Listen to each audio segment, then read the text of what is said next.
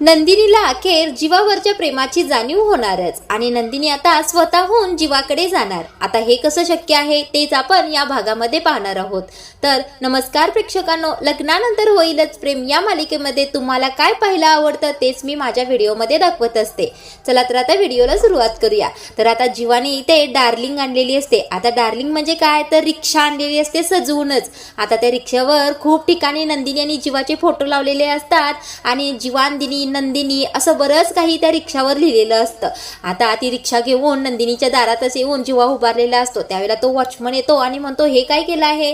त्यावेळेला जीवा म्हणतो हे काय म्हणजे काय, ही माझी डार्लिंग आहे, आता यामध्येच मी राहणार आहे। त्यानंतर तो वॉचमन सुद्धा खूपच हसत असतो। तेवढ्यातच नंदिनी आणि नंदिनीची आई तेथे येतात। त्यावेळेला नंदिनी खूपच चिडते जीवावर आणि म्हणते हे काय नाटक चालवलं आहे बरं, पहिल्यांदा तुमचा सगळा पसारा आवरा आणि इथून चालते व्हा, इथे अजिबात तुम्ही थांबायचं नाही। त्यावेळेला जीवा म्हणतो अगं असं काय करतेस चकाचक बाई, तू घरात मला राहू देत नाहीस म्हणून बाहेर माझी सोय केली आहे ना, मी आता इथेच राहणार आहे या माझ्या डार्लिंग बरोबर। आता नंदिनी म्हणते डार्लिंग। त्यावेळेला जीवा म्हणतो अगं तुला नाही म्हणत ग, ही माझी डार्लिंग, म्हणजे रिक्षाकडे हात दाखवतच जीवा म्हणतो ही माझी डार्लिंग आहे। आता नंदिनीला सुद्धा हे सगळं विचित्रच वागणं वाटत असतं। जीवा म्हणतो आता मी तुला इमोशनल ब्लॅकमेल करणार नाही किंवा माझ्यासोबत चल म्हणून जबरदस्ती करणार नाही, तर आता मी जीवागिरी करणार आहे। आता नंदिनी म्हणते जीवागिरी म्हणजे काय करणार आहात तुम्ही। त्यावेळेला जीवा म्हणतो मी माझ्या पद्धतीने तुला माझ्यासोबत तुझ्या सासरी नेणार आहे। त्यावेळेला नंदिनी आता गप्पच बसते। आता नंदिनी खूपच चिडलेली असते पण जीवा काहीच ऐकून घेत नसतो। तेवढ्यातच नंदिनीचे वडील येतात आणि म्हणतात हा काय मूर्खपणा आहे, पहिल्यांदा ही रिक्षा इथून हलवायची आणि इथून चालतं व्हायचं। आता जीवा म्हणतो अहो सासरे बुवा असे काय करताय, तुमच्या मुलीसाठी तर मी आलोय ना। त्यावेळेला लगेच सासूबाई म्हणतात वा वा माझे जावई बापू किती छान वागतात, माझ्या मुलीसाठी किती करतात। त्यावेळेला जीवा म्हणतो होय ना सासूबाई, खरंच आहे ना हे, सांगा ना मग या सासरे बुवांना। आता नंदिनीची आई त्यांना काहीतरी सांगणार इतक्यातच ते वडील त्या नंदिनीच्या आईला रागवतात आणि गप्प बसवतात। आता नंदिनीचे वडील खूपच चिडलेले असतात, पहिल्यांदा इथून चालतं व्हायचं, विक्रमचा मुलगा आहेस म्हणूनच मी गप्प बसत आहे, नाहीतर तुला तर पोलीस बोलवून त्यांच्याच ताब्यात दिलं असतं। आता नंदिनीची आई म्हणते अहो पण गुन्हा काय लावणार आहात त्यांच्यावर पोलिसांच्या ताब्यात द्यायला। आता मात्र वडील शांतच बसतात, कारण जीवाने तर असं काही केलेलंच नसतं।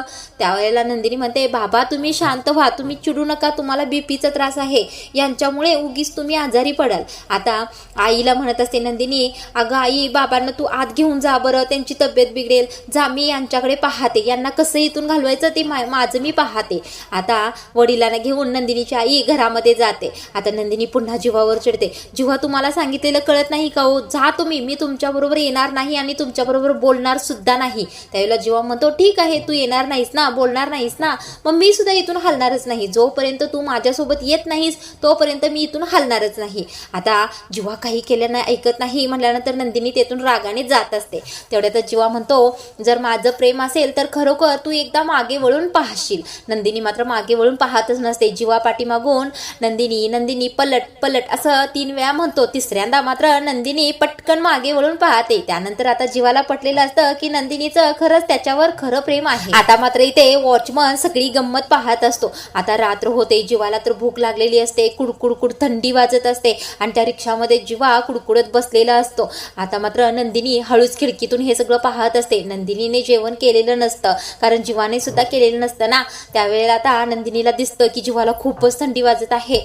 आता नंदिनी खूप विचार करते, आत बाहेर करते, तिचं मन अस्वस्थ होतं। आता तिला राहवत नाही म्हणून जीवासाठी पटकन ती पांघरून घेते आणि धावत जीवाकडे जाते। आता जीवा तिथेच डोळे झाकून पडलेला असतो, म्हणजे त्याची थोडीशी झोप लागलेली असते पण त्याला थंडी खूपच वाजत असते। आता हे पाहते नंदिनीला खूपच जीवाची दया येते आणि जीवाच्या अंगावर पांघरून घालते। आता तेवढ्यातच जीवा झोपेतच बडबडत असतो मला भूक लागली आहे, भूक लागली आहे। नंदिनी धावत धावत घरामध्ये जाते आणि जीवासाठी जेवण घेऊन येते। आता जीवाला उठवते आणि हे घ्या जेवून घ्या।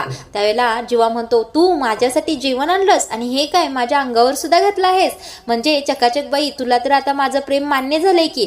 त्यावेळेला नंदिनी म्हणते असं काही सुद्धा नाहीये, एक माणूस की म्हणून तुम्हाला थंड वाजते मी बघितलं म्हणून तुमच्या अंगावर पांघरून घातलं आहे आणि तुम्ही सकाळपासून काहीच खाल्लं नाही म्हणून हे मी जेवण आणून दिलं आहे। आता नंदिनी खूपच रागाने हे सगळं बोलत असते। जीवा म्हणतो चकाचक बाई तू किती जरी रागाने बोललीस तरी या जेवणामध्ये आणि या पांघरुणामध्ये तुझं प्रेमच आहे, मला दिसत आहे। त्यावेळेला नंदिनी पुन्हा एकदा जीवाला रागवते आणि म्हणते जीवा प्लीज मी तुमच्या पाया पडते, उद्या सकाळ तुम्ही इथून निघून जा, असे तुम्ही थंडीत थांबू नका, तुम्हाला ढास चावतील, तुम्ही आजारी पडाल, जावा तुम्ही इथून पहिल्यांदा बरं, असं रागवत असते. त्यावेळेला जीवा तिच्याकडे एकटक लावूनच पाहत असतो. आता म्हणतो, नंदिनी तुला माझी किती काळजी आहे ग, या काळजीमध्येच तुझं माझ्यावर प्रेम आहे हे दिसतंय, चल तू माझ्या बरोबर. त्यावेळेला नंदिनी पटकन मी येणार नाही असं म्हणते आणि तेथून पुन्हा रागाने निघून जाते. तर प्रेक्षकांनो, नंदिनी आणि जीवा एकत्र येणार हे नक्की, पण नंदिनीला खरंच जीवावरच्या प्रेमाची कधी जाणीव होते तेच आपण अशाच पुढच्या भागांमध्ये पाहणार आहोत. तर मंडळी, लग्नानंतर होईलच प्रेम या मालिकेचे रोजच्या रोज असे भाग पाहण्यासाठी चॅनलला सबस्क्राईब करा.